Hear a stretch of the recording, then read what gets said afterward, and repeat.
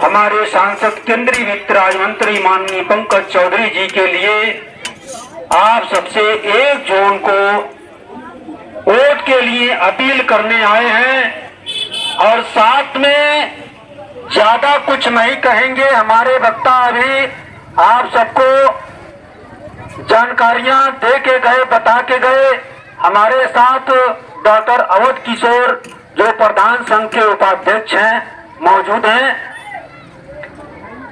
आपसे यही निवेदन करेंगे कि एक बार 1 जून को जब वोट डालने जाइएगा तो एक बार याद जरूर कर लीजिएगा कि इतनी बड़ी बीमारी कोरोना महामारी आई तो मोदी जी अगर नहीं रहते तो जितना ये भारत की जनसंख्या है सबसे 1 नंबर पर चीन है, उसके बाद भारत है। चीन में कितने लोग मर गए उनका आंकड़ा किसी देश में नहीं बताया गया, जमीनों में दफन कर दिए गए।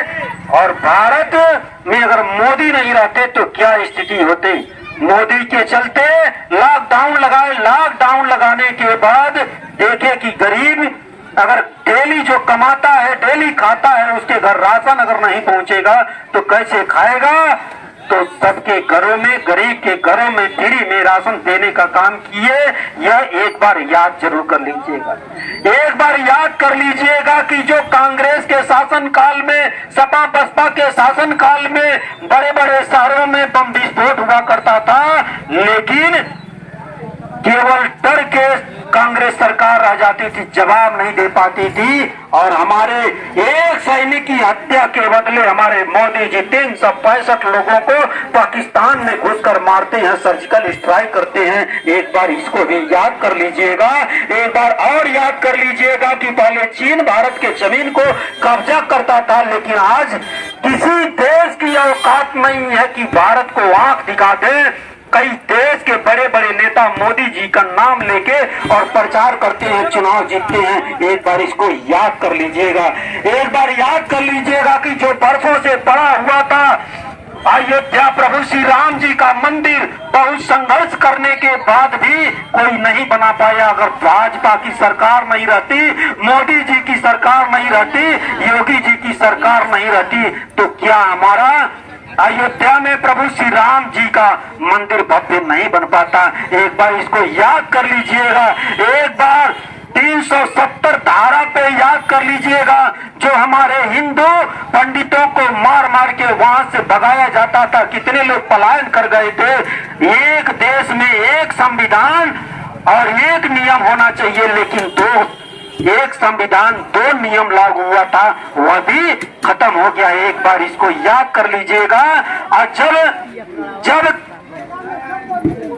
जब हमारे किसान आत्महत्या, पहले कांग्रेस के शासन काल में आप देखे होंगे कि अन्ना हजारे धरना प्रदर्शन करते थे और किसान उस समय आत्महत्या करते थे। आज कोई किसान आत्महत्या नहीं करता है, उसके खाते में साल का 6,000 रुपया पहुंच जाता है, उसे अपना निराई गुड़ाई, सिंचाई गुड़ाई कर लेता है। एक बार उसको भी याद कर लीजिएगा। जिसके घरों में शौचालय नहीं हुआ करता था, आज माँ बहनों के लिए शौचालय बना, वह भी याद कर लीजिएगा। जिसके पास घर नहीं था, उसका पक्का मकान बना, वह भी याद कर लीजिएगा। और यह भी याद कर लीजिएगा कि पहले बिजली आती थी सपा के शासन काल में, तो कभी रात को आती थी तो कभी दिन को आती थी, कभी एक पाली में कभी दूसरे पाले में, और वो भी 8 घंटा 6 घंटा बिजली आता था। आज आप बिजली देख रहे होंगे कि कम से कम आपके गांव में 18 घंटा बिजली रहा है। इसको भी एक बार याद कर लीजिएगा।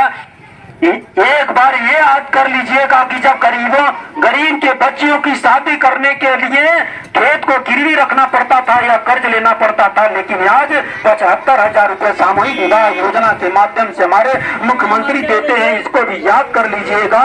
विश्वकर्मा श्रम सम्मान योजना, जनधन खाते, चाहे इतनी योजना मैं गिनाऊंगा तो योजना गिनाते गिनाते बहुत देर हो जाएगी। योजना की कमी नहीं है। आप पहले देखते होंगे कि यह रोड कैसा था और महाराजगंज जाने के लिए रोड कैसा था, आज रोड कैसा है। पहले लोग रोटी कपड़ा मकान के लिए लड़ते थे, पानी के लिए लड़ते थे, लेकिन आज विपक्ष के पास कोई मुद्दा नहीं है। सारे गठबंधन एक हो गए हैं मोदी जी और योगी जी को हराने के लिए। जितने चोर लुच्चे लफंगे हैं वह एक हो गए हैं।